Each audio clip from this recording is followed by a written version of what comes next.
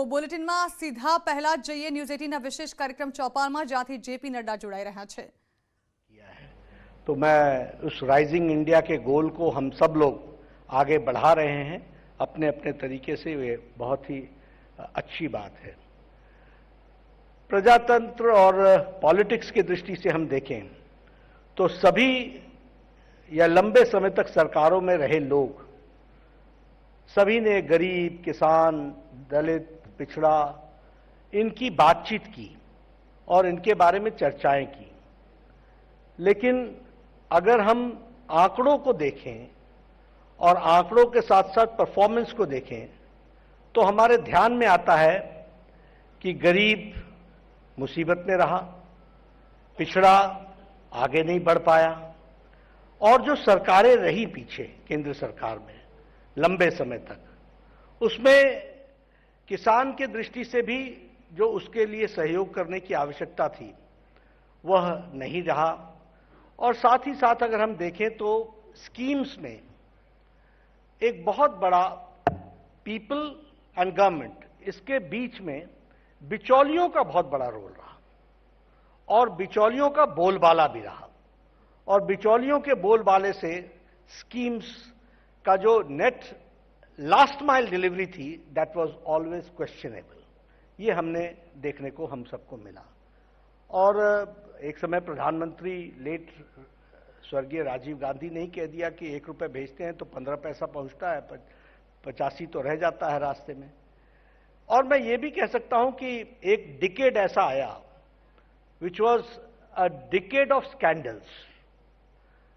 2004 से 2014 तक अगर हम देखें तो भ्रष्टाचार और भ्रष्टाचार के साथ कुल मिलाकर के घोटाले, स्कैंडल्स और 12 लाख करोड़ रुपए। अब वो आंकड़े अलग अलग हो सकते हैं, लेकिन कोई 10 कहता है, कोई 12 कहता है, लेकिन 12 लाख करोड़ रुपए की बात एक आती है। तो इस तरीके की परिस्थिति हम सब लोगों को देखने को मिली। अब जहां तक भारतीय जनता पार्टी का सवाल है और नरेंद्र मोदी जी की नेतृत्व में आने के बाद देश की स्थिति को अगर हम ध्यान में लेकर के चले तो बहुत सी चर्चाएं होती है। लेकिन मैं हमेशा कहता हूं कि प्रधानमंत्री मोदी जी के आने के बाद राजनीति की संस्कृति, उस राजनीतिक संस्कृति को परिवर्तित किया नरेंद्र मोदी जी ने। इस बात को हमको समझना चाहिए। He changed the political culture of the country.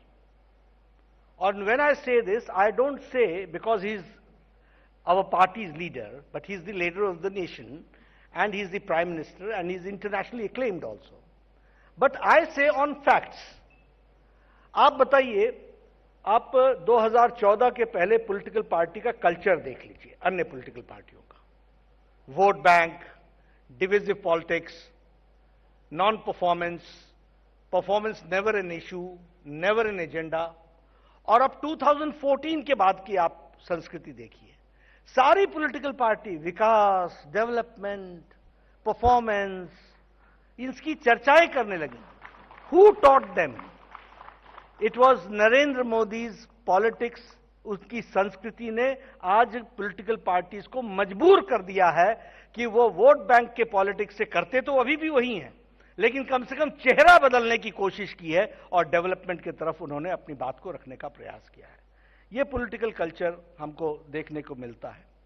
दूसरी बात, आप जम्मू कश्मीर से लेकर के नीचे तक चले जाइए। आज प्रजातंत्र के लिए सबसे बड़ा खतरा क्या है? एक तरफ ideological based national political party with cadre BJP खड़ी है, सामने मुकाबला कौन कर रहा है? All parties which represent dynasty and families, national as well as regional parties। ये हमारे लिए अगर हम देखें तो डेमोक्रेसी के लिए ये बहुत बड़ा चैलेंज है, प्रजातंत्र के लिए बहुत बड़ा चैलेंज है। और इसकी गहराइयों को पॉलिटिकल साइंटिस्ट और एनालिसिस्ट के रूप में हमको समझने की आवश्यकता है। आप जम्मू कश्मीर उठाइए, आप हरियाणा उठाइए, आप उत्तर प्रदेश उठाइए, आप तेलंगाना उठाइए, आप आंध्र प्रदेश उठाइए, आप तमिलनाडु उठाइए, सब जगह आपको फैमिलीज मिल जाएंगी। अब महाराष्ट्र भी आजकल फैमिलीज की तरफ चल पड़ा। यानी ये जो पॉलिटिकल कल्चर में फैमिली डायनेस्टिक पॉलिटिक्स है, यह एक बहुत बड़ा एक चैलेंज बन गया है। और उस चैलेंज, और मैं ये कहूंगा कि हमारी पॉलिटिकल पार्टी में there is a conscious effort कि हम वंशवाद को से पार्टी को प्रभावित नहीं होने दे रहे हैं, और उसके लिए हमने कॉन्शियस एफर्ट किया है। अंदर अपनी पार्टी के अंदर भी उन सारी चीजों को आगे ठीक और रेक्टिफाई करने का प्रयास किया है। लेकिन इस बात को हमको समझना चाहिए कि एक लोकतंत्र के लिए जो चैलेंज हमारे सामने है, और मोदी जी के नेतृत्व में जहां सबका साथ, सबका विकास, सबका विश्वास, सबका प्रयास, इस बात को लेकर के आगे हम लोग बढ़े, तो उस थॉट प्रोसेस को अगर हम देखें तो वो अनफोल्डमेंट कैसे हुआ। इसीलिए मैं कहता हूं, उसी Congress party, national Congress party, Indian national Congress, अपने आप को जो बोले, आजादी से लेकर के 2014 तक कांग्रेस पार्टी का आइडियोलॉजिकल यात्रा क्या रही है, उसको हमको समझना चाहिए। What has been the ideological path which they have taken. आपको ध्यान में आएगा कि इट्स बिट्स एंड पीसेस। जब जो चल गया, जब जो नारा चल गया, उसको चला लिया, लेकिन देश को आगे 20 साल बाद क्या आवश्यकता होगी और हमको किस रास्ते पर जाना है, ये नहीं था। और तभी मैं बड़े गौरव के साथ कह सकता हूं कि I represent a party which is ideological based, cadre based and a national party, and no compromise on ideology. This we have to understand. आप कहेंगे हमारा रास्ता क्या है? हमारा रास्ता है, अब उस समय हमको 1960s में लोग कहते थे what is your economic program, what is your economic ideology. हम कहते थे इकोनॉमिक आइडियोलॉजी ये माइक्रो लेवल्स के बारे में चर्चा करने से पहले हमको अल्टीमेट पाथ तय करना है। और अल्टीमेट पाथ क्या था? इंटीग्रल ह्यूमनिज्म, एकात्म मानववाद। एकात्म मानववाद क्या था? जिसमें पेट, मन, बुद्धि, आत्मा सबका बैलेंस होकर के हर व्यक्ति को अभिव्यक्ति के साथ खड़ा हो सके, एक हेल्दी सोसाइटी बने, इसकी चिंता करना ये हमारा काम है। उसी का अनफोल्डमेंट क्या हुआ? अंत्योदय। उसी का अनफोल्डमेंट क्या हुआ? मोदी जी ने सबका साथ, सबका विकास, सबका प्रयास और सबका विश्वास, इस बात को लेकर के आगे बढ़े। तो दिस इज एन अनफोल्डमेंट, और उसी में से ये सारे प्रोग्राम, स्कीम्स और ये सब कुछ जो निकला वो। तो न्यूज 18 इंडिया द्वारा जो प्रोग्राम चौपाल आयोजित કરવામાં આવ્યો છે ત્યાં ભાજપના રાષ્ટ્રીય અધ્યક્ષ જેપી નડ્ડા સંબોધન કરી રહ્યા હતા। અને હવે જોઈએ આજના અન્ય સમાચાર। તો રાજ્યમાં ફરી એક વખત કોરોના કેસમાં વધારો નોંધાયો છે। રાજ્યમાં 24 કલાકમાં કોરોનાના 50 કેસ નોંધાયા છે, જેમાં સૌથી વધુ અમદાવાદમાં 15 કેસ નોંધાયા છે, વડોદરામાં 10 કેસ સામે આવ્યા છે, તો સુરતમાં 7 અને રાજકોટમાં 5 કેસ સામે આવ્યા છે। તો કોરોનાથી વધુ એક દર્દીનું મોત નીપજ્યું છે અને વધુ 24 દર્દીઓએ કોરોનાને માત આપી છે। જામનગરમાં દક્ષિણ આફ્રિકાથી આવેલી એક વ્યક્તિનો કોરોના રિપોર્ટ પોઝિટિવ આવતા આરોગ્ય વિભાગ દોડતો થયો છે, કારણ કે હાલ ઓમિક્રોન નામના વેરિયન્ટ આફ્રિકામાં સૌથી વધુ પ્રસર્યો છે। ત્યારે જામનગર આવેલી આ વ્યક્તિને પણ નવા વેરિયન્ટનું સંક્રમણ છે કે નહીં તેની પુષ્ટિ કરવા માટે સેમ્પલ પુણેની લેબમાં મોકલવામાં આવ્યા છે, જ્યાં ચકાસણી બાદ વેરિયન્ટને લઈને હકીકત સામે આવશે। ઓમિક્રોનને ગુજરાતમાં પ્રવેશતો અટકાવવા હાલ રાજ્યમાં સઘન ટેસ્ટિંગ કરાઈ રહ્યું છે, કારણ કે દેશમાં કર્ણાટકમાં ઓમિક્રોન વેરિયન્ટના 2 કેસ સામે આવી ચૂક્યા છે। હવે દરેક વ્યક્તિએ સાવધાન રહેવું અતિ જરૂરી બની ગયું છે, કારણ કે કોરોનાના ભયાનક ગણાતા ઓમિક્રોન વેરિયન્ટની ભારતમાં એન્ટ્રી થઈ ચૂકી છે અને કર્ણાટકમાં એક જ દિવસમાં 2 કેસ સામે આવ્યા છે।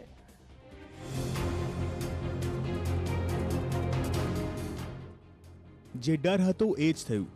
ખતરનાક ગણાતો અને 5 ગણી ઝડપથી ફેલાતો કોરોનાનો ઓમિક્રોન વેરિયન્ટ ભારતમાં ઘૂસી ગયો છે। કર્ણાટકમાં એક 66 વર્ષીય અને બીજા 46 વર્ષીય પુરુષ ઓમિક્રોન વેરિયન્ટથી સંક્રમિત થયા છે। પરિણામે અહીં સઘન ચેકિંગ હાથ ધરાયું છે અને તેમનું ચુસ્ત મોનિટરિંગ પણ કરાઈ રહ્યું છે। अभी उसमें माइल्ड के करीब सिम्टम्स ही पाए जाते हैं और हमारा फोकस होता है कि उस माइल्ड सिम्टम के लेवल पर ही बेस्ड ऑन आवर प्रोटोकॉल हम उसको इंस्टाकॉग नेटवर्क के द्वारा कैच करके उनको ट्रीटमेंट और उसका फॉलोअप करें। तो अभी जितने भी केसेस इस देश में पाए गए हैं और इवन जितने भी केसेस पूरी दुनिया में रिपोर्ट हुए हैं उसमें अभी सीवियर सिम्टम्स नोट नहीं किए गए हैं। ओमिक्रॉन के कैरेक्टरिस्टिक्स, उसका असर, उसका इम्पैक्ट, ये सब अभी सीखा जा रहा है, समझा जा रहा है। આ તરફ ગુજરાતમાં કેન્દ્રના આદેશ પ્રમાણે 12 અલગ અલગ દેશમાંથી આવતા પ્રવાસીઓના RT-PCR ટેસ્ટ કરાઈ રહ્યા છે। સાથે જ તેમને ક્વોરન્ટાઇન રહેવા માટે પણ સૂચના અપાઈ રહી છે। RT-PCR ટેસ્ટિંગ પણ વધારીને 70 થી 75,000 કરી છે। એનું પણ અમારી પાસે પૂરતો સ્ટોક છે અને એ પણ સતત જે છે એમાં વધારો કરીને કોઈપણ રીતે કોઈપણ જગ્યા સંક્રમણ છૂટાછવાયા સિવાય ગ્રુપમાં ન થાય એની પર પણ સતત વોચ રાખવામાં આવી રહી છે. ઓમિક્રોન વેરિયન્ટે દુનિયામાં તરખાટ મચાવ્યો છે. દુનિયાના 29 દેશોમાં ફેલાઈ ચૂક્યો છે, જેમાં સૌથી ઘાતક અસર દક્ષિણ આફ્રિકા, બોત્સવાના, જર્મની અને ઘાના જેવા દેશોમાં જોવા મળી રહી છે. આ વેરિયન્ટ પર રસી અસર કરે છે, કેમ કે એને લઈને હજુ પણ સંશોધન ચાલી રહ્યું છે. પરંતુ હકીકત એ છે કે આ નવા દુશ્મનને હરાવવો હશે તો ફરી એક વખત સૌ લોકોએ માસ્ક, ડિસ્ટન્સ અને રસીકરણને પ્રાધાન્ય આપવું પડશે. Bureau report, news 18 Gujarati. રાજ્યમાં બેવડી ઋતુ છે. વરસાદી માહોલને કારણે લઘુત્તમ તાપમાન ઘટ્યું છે તો વરસાદની સાથે ઠંડી વધતા લોકો ઠૂંઠવાયા છે.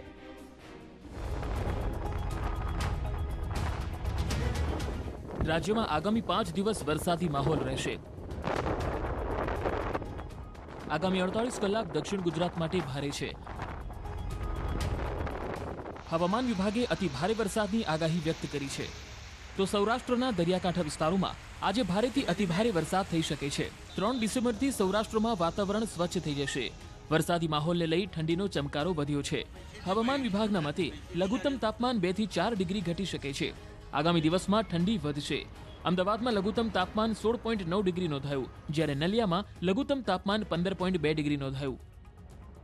कि अभी 5 दिन में अभी गुजरात रीजन में हम डे 1 वाइड स्प्रेड था, कल रियलाइज था और आज हम स्कैटर्ड एक्सपेक्ट करें. साउथ गुजरात में और ईस्टर्न गुजरात में ज़्यादा बारिश का चांस है बट और हेवी रेनफॉल वार्निंग भी दिया है गुजरात रीजन में ही. मोस्टली हम ईस्ट साइड में हम एक्सपेक्ट करें, लाइक दाहोद उसी एरिया में एक्सपेक्ट करें. और सौराष्ट्र कच्छ में डे 1 आइसोलेटेड है और गुजरात रीजन देखें डे 2 में थोड़ा लाइट एक्सपेक्ट करें आइसोलेटेड साउथ गुजरात एरिया में. और उसके बाद सभी एरिया ड्राई है नेक्स्ट 5 डेज तक. પાછલા 2 દિવસથી વાતાવરણના પલટાને કારણે વાદળછાયું વાતાવરણ છે. અમદાવાદ, સુરત, સૌરાષ્ટ્રના અનેક જિલ્લાઓમાં વરસાદી ઝાપટા પડ્યા. હવામાન વિભાગે માછીમારોને દરિયો ન ખેડવાની સૂચના પણ આપી છે. વેસ્ટર્ન ડિસ્ટર્બન્સને કારણે 2 દિવસ બાદ રાજ્યમાં 2 થી 4 ડિગ્રી તાપમાન ઘટવાની શક્યતા છે. વિભુ પટેલ, ન્યૂઝ 18 ગુજરાતી, અમદાવાદ. માવઠાને કારણે પીએસઆઈ અને એલઆરડીની ભરતી પ્રક્રિયા પર પણ અસર થઈ. રાજ્યના 6 ગ્રાઉન્ડ પર 2 દિવસ સુધી અને 1 ગ્રાઉન્ડ પર 1 દિવસ માટે શારીરિક કસોટી મોકૂફ રાખવાનો નિર્ણય ભરતી બોર્ડ તરફથી કરાયો. માવઠાના કારણે પીએસઆઈ અને એલઆરડીની શુક્રવારથી શરૂ થતી શારીરિક કસોટીમાં થોડા ફેરફાર કરાયા છે. ભરતી બોર્ડના ચેરમેન હસમુખ પટેલે આ અંગે જાણકારી આપતા સ્પષ્ટ કર્યું કે પોલીસ મુખ્ય મથક ભરૂચ, ખેડા, અમરેલી, સુરેન્દ્રનગર, એસઆરપીએફ ગ્રુપ 11, વાવ, સુરત, એસઆરપીએફ ગ્રુપ 7, નડિયાદ એમાં 6 મેદાન પર 3 ડિસેમ્બર અને 4 ડિસેમ્બરે શારીરિક કસોટી મોકૂફ રખાઈ છે. જ્યારે એસઆરપીએફ ગ્રુપ 5 ગોધરા મેદાનમાં 3 ડિસેમ્બર 1 દિવસ માટે શારીરિક કસોટી મોકૂફ રખાઈ છે. હસમુખ પટેલે કહ્યું કે રાજ્યના તમામ મેદાનોની સમીક્ષા બાદ જ આ નિર્ણય કરાયો છે. જ્યાં કસોટી મોકૂફ રખાઈ છે તેની નવી તારીખો નક્કી કર્યા બાદ જાણ કરાશે. ઓછામાં ઓછું ડિસ્ટર્બન્સ પરીક્ષાને થાય અને ઉમેદવારો જ્યારે લાંબા સમયથી તૈયારી કરી રહ્યા છે ત્યારે સુપેરે સમયસર બધી પરીક્ષા પૂરી થાય એ માટે આપણે જ્યાં જરૂર છે ત્યાં જ પરીક્ષાને મોકૂફ રાખી છે અને જે તબક્કે નિર્ણય કરી શકાય એ તબક્કે આપણે તરત જ એમને જાણ કરીએ છીએ. પીએસઆઈ અને એલઆરડી ભરતી માટે એક જ શારીરિક કસોટી લેવાઈ રહી છે. એવામાં અરજદારોના મનમાં અનેક સવાલો છે, જેને લઈને સ્પષ્ટતા કરતા હસમુખ પટેલે કહ્યું કે દોડ સમયે જ બંને કેટેગરી માટે માર્કિંગ થશે અને તેના આધારે જ ભરતી પ્રક્રિયા આગળ ધપાવાશે. કે મહિલા ઉમેદવારો માટે પીએસઆઈ અને લોકરક્ષકમાં અલગ અલગ ઊંચાઈનું માપ છે. એટલે એવું બની શકે કે જે પીએસઆઈમાં ગેરલાયક છે, ધારો કે કોઈ મહિલાનું વજન ઊંચાઈ લેવામાં આવી અને કારણ કે બંનેનું અલગ અલગ છે એટલે પીએસઆઈમાં જે ગેરલાયક ઠર્યા હોય એ લોકરક્ષકમાં લાયક ઠરી શકે. એટલે આખી પ્રક્રિયા ભલે પરીક્ષા એક થતી હોય પણ બંનેને એ જ્યારે પરીક્ષા પૂરી થાય ગ્રાઉન્ડ ઉપર એની સાથે જે વસ્તુ લોકરક્ષકના ભરતી બોર્ડને લાગુ પડે છે એ રેકોર્ડ લોકરક્ષક ભરતી બોર્ડને પૂરો પાડવામાં આવશે અને જે પોસઈ ભરતી બોર્ડને લાગુ પડે છે એ પોસઈ ભરતી બોર્ડને પૂરો પાડવામાં આવશે. કમોસમી વરસાદના કારણે મેદાનમાં દોડી શકાય તેવી સ્થિતિ ન હોવાથી આ નિર્ણય લેવાયો છે. પરંતુ વિશેષ ધ્યાન રાખવું જોઈએ કે માત્ર 6 ગ્રાઉન્ડ પર 2 દિવસ અને 1 ગ્રાઉન્ડ પર 1 દિવસ માટે શારીરિક કસોટી મોકૂફ રહી છે. અન્ય કાર્યક્રમ અગાઉની જાહેરાત પ્રમાણે જ રહેશે. ગીતા મહેતા, ન્યૂઝ 18 ગુજરાતી, ગાંધીનગર. તો આ સાથે જ ન્યૂઝ રાઉન્ડઅપમાં હાલ રોકાઈશું બ્રેક માટે.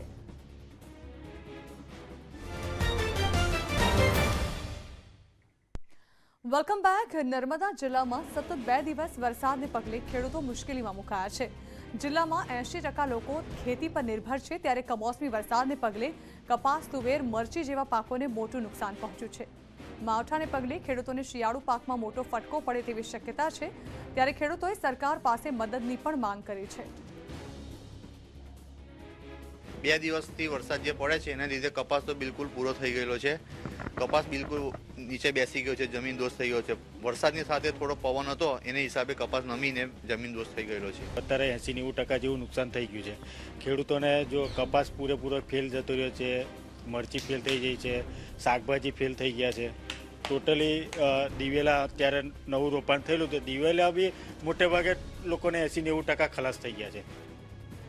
વલસાડ જિલ્લામાં પણ છેલ્લા 3 દિવસથી વાતાવરણમાં પલટો નોંધાયો છે, જેને લઈ ખાસ કરી બાગાયતી પાકોને મોટું નુકસાન પહોંચે તેવી શક્યતા વર્તાઈ રહી છે. જિલ્લામાં અંદાજે 35,000 થી 40,000 હેક્ટરમાં કેરીનો પાક થાય છે. નવેમ્બર અને ડિસેમ્બરમાં કેરીના મોર આવતા હોય છે. કમોસમી વરસાદના કારણે અચાનક માહોલ ઠંડો થઈ જતા આગામી કેરીના પાકને નુકસાન થશે, તો બીજી બાજુ શાકભાજીના પાકને પણ મોટું નુકસાન પહોંચી રહ્યું છે. અત્યારે જે અમારે આશા હતી ડાંગરના પાક પર કે સરસ થશે ને પાકો બી સારું, પણ આ અત્યારે વાવાઝોડાની અસરના લીધે બધો પાક પાણીમાં પલળી ગયો, ભીંજાઈ ગયો ને જે કંઈ ઉતો તે બધો પાક નિષ્ફળ પૂરો જ થઈ ગયો. ખેતરની અંદર પાણી ભરાયું અને પાણી ભરાવાના કારણે નાના જે છોડ છે, આ વખતે વરસાદ લેટ સુધી ચાલ્યો હોય એના કારણે લેટ ખેતી ચાલુ થઈ અને લેટના કારણે અત્યારે છોડ નાના છે. એ નાના છોડની અંદર જો પાણી વધુ જવાના કારણે મૂળ બગડે છે, એની અંદર રોગ આવે, ફંગીસાઇડના સ્પ્રે કરવું પડે, ઈયળ માટે, ડેગા માટે પાછું આપણે દવાનું છંટકાવ કરવો પડે, તો એ ખર્ચો આપણો વધી જાય. રાજ્યમાં સર્જાયેલા માવઠાના માહોલના પગલે નવસારી જિલ્લામાં બાગાયતી પાકને મોટું નુકસાન થવાની ભીતિ છે. નવસારીના ચીકુ વખણાય છે, ત્યારે અચાનક બદલાયેલા વાતાવરણને પગલે ચીકુના પાકને પણ મોટું નુકસાન પહોંચવાની ભીતિ સેવાઈ રહી છે. ભર શિયાળે આવેલા ચોમાસાને પગલે ખેડૂતોને મોટું નુકસાન વેઠવાનો વારો આવ્યો છે. વરસાદના કારણે જિલ્લાની ચીકુ મંડળીઓએ થોડા દિવસો માટે મંડળી બંધ રાખવાનો પણ નિર્ણય કર્યો છે. અત્યારે ઠંડી સાથે વરસાદ પડ્યો છે, એટલે પવન પણ છે, થોડો ઠંડુ વાતાવરણ છે. એને લીધે કદાચ અમારું માનવું એવું છે કે 2-4 દિવસમાં ચીકુને નુકસાન થવાની શક્યતા છે. આગળ જે વરસાદ પડ્યો ત્યારે ઠંડક ઓછી હતી, વરસાદ પડેલો તેને લીધે લાંબુ નુકસાન થયું નહીં. રાજ્યમાં સર્જાયેલા કમોસમી વરસાદના માહોલને પગલે ખેડૂતો ભારે મુશ્કેલીમાં મુકાયા છે. તાપી જિલ્લામાં ડાંગર, જુવાર, તુવેર, મરચા, ભીંડા સહિતના પાકને ભારે નુકસાની વેઠવાનો વારો આવ્યો છે. તો અચાનક વાતાવરણમાં આવેલા પલટાને પગલે જિલ્લા ખેતીવાડી અધિકારી તરફથી ખેડૂતોને કેટલાક સૂચનો પણ અપાયા છે. ખેડૂતોને અમે અવેર કર્યા છે કે એમનો જે પાક હોય તે સલામત સ્થળે ખસેડવા માટે અને જે ભાતના પૂળિયા છે તે પલળાઈ નહીં જાય એટલા માટે એમને તાડપત્રી ઉડાડવા માટેની પણ અમે અહીંથી દરેક ખેડૂતોને સૂચના આપવામાં આવેલ છે. તેમજ જે ઊભા પાકો છે તેમાં પિયત ન કરવાની સૂચના આપી છે. ભાવનગરમાં ઘોઘા હજીરા ફેરી સર્વિસ ભારે પવનને કારણે આજે ટ્રીપ કેન્સલ કરવી પડી. હવામાન વિભાગે રાજ્યભરમાં 3 દિવસ સુધી વરસાદ અને ભારે પવનની આગાહી કરી છે, જેને કારણે દરિયાઈ વિસ્તારમાં જોરદાર પવન ફૂંકાઈ રહ્યો છે. રોરો ફેરી સર્વિસ સુરતના હજીરાથી મુસાફરો લઈ સમયસર ઘોઘા પહોંચી હતી, પણ ઘોઘાથી હજીરા પરચના ટ્રીપ વાતાવરણ ખરાબ હોવાને કારણે ઉપડી નહીં. બપોરે 3 વાગ્યાની ટ્રીપ કેન્સલ થવાના કારણે ઘોઘા પર 300થી વધુ મુસાફરો અટવાઈ ગયા હતા. બીજી તરફ ભારે પવનને કારણે ઘોઘા રોરો ફેરીનું સિગ્નલ તૂટી નિષ્કલંક મહાદેવ મંદિરના દરિયામાં ધસી આવ્યું હતું. આવતીકાલે દરિયો શાંત હશે તો નિર્ધારિત સમયે ફેરી ઉપડશે, જે મુસાફરોને બોટમાં જવા અથવા 100% રિફંડ ચૂકવવામાં આવશે. શ્વેત ક્રાંતિ માટે જાણીતી અમૂલ ડેરીએ વધુ એક ક્રાંતિકારી પગલું ભર્યું. હવે પશુપાલકોની ઈચ્છા અનુસાર જ તે દૂધાળ પશુઓ મેળવી શકશે. કઈ રીતે? આવું જોઈએ. આ દ્રશ્યો આણંદના ઓડ ગામના છે, જ્યાંથી અમૂલ ડેરીએ લિંગ નિર્ધારિત સિમેન્ટ ડોઝનું ઉત્પાદન કરતી મોબાઈલ લેબનું લોકાર્પણ કર્યું. એટલે કે હવે જો કોઈ પશુપાલક એવું ઈચ્છે કે તેમની ગાય કે ભેંસને માદા બચ્ચું જ જન્મે તો એ હવે શક્ય બનશે, કારણ કે અમૂલ તરફથી ખાસ વેરિય વિકસાવાયું છે, જેમાં પશુપાલક નર કે માદા સિમેન્ટની પસંદગી કરી શકશે. અમૂલ તરફથી પશુ માટે વેરિયનો એક ડોઝ માત્ર 50 રૂપિયામાં ઉપલબ્ધ કરાવાશે. અગાઉ પણ થોડાક અમે બહારથી પણ ડોઝ લાવીને જે કામ કર્યું એની અંદર 90-94% અમને રિઝલ્ટ મળ્યું છે. મોટાભાગે બચ્ચો જ આવ્યા છે, એને કારણે ખેડૂતો ખૂબ એનાથી આનંદ અનુભવી રહ્યા છે. જ્યારે અહીંયા લેબ આવી રહી છે ત્યારે અહીંથી જ અમે એમને આપીશું અને એમાંથી છૂટું પાડીને અમને આપશે, જેને કારણે સભાસદને ફક્ત ને ફક્ત 50 રૂપિયામાં ડોઝનો પૂરેપૂરો ઉપયોગ કરવાનો એમને લાભ મળશે. ઓડ ખાતેના અમૂલ સિમેન્ટ રિસર્ચ સેન્ટર ખાતે છેલ્લા ઘણા સમયથી આ પ્રયોગ ચાલી રહ્યો હતો, જેમાં સફળતા મળતા મોબાઈલ વાન શરૂ કરાઈ છે. ગયા વર્ષે આ વિસ્તારમાં આ રીતે વીર્યના 34,000 ડોઝ આપીને વાછરડી કે પાડી મેળવવામાં આવી. અમૂલના આ નિર્ણયને કારણે આગામી દિવસોમાં દૂધાળા પશુનું પ્રમાણ વધશે. પશુપાલકોને બિન ઉપજાઉ પશુઓની સાચવણીનો ખર્ચ ઘટશે. એટલું જ નહીં, રસ્તા પર રખડતા ઢોરનો ત્રાસ પણ ઘટી શકે છે. Bureau report, news 18 Gujarati. કોંગ્રેસમાંથી ભાજપમાં આવેલા નેતા અલ્પેશ ઠાકોર હવે 2022ની ચૂંટણી પહેલા રાજકીય પીચ પર ચોગ્ગા અને છક્કા મારવાની ફિરાકમાં છે. તેમણે હસતા હસતા સિક્સર ફટકારી પણ દીધી, તે પણ ભાજપના જ એક નેતાની બોલિંગ પર. જી હા, એક વિડીયો વાયરલ થયો જેમાં અલ્પેશ ઠાકોર પૂર્વ મંત્રી શંકર ચૌધરીની બોલિંગ પર સિક્સર ફટકારી. રાજકીય પીચ પર ભલે બંને નેતાઓ એક જ પક્ષમાં હોય, પણ અલ્પેશ આ છગ્ગો મારીને એમ બતાવી દેવા માંગતા હોય કે તેઓ 2022માં ચૂંટણી લડીને આવી જ રીતે જીતની સિક્સર ફટકારશે.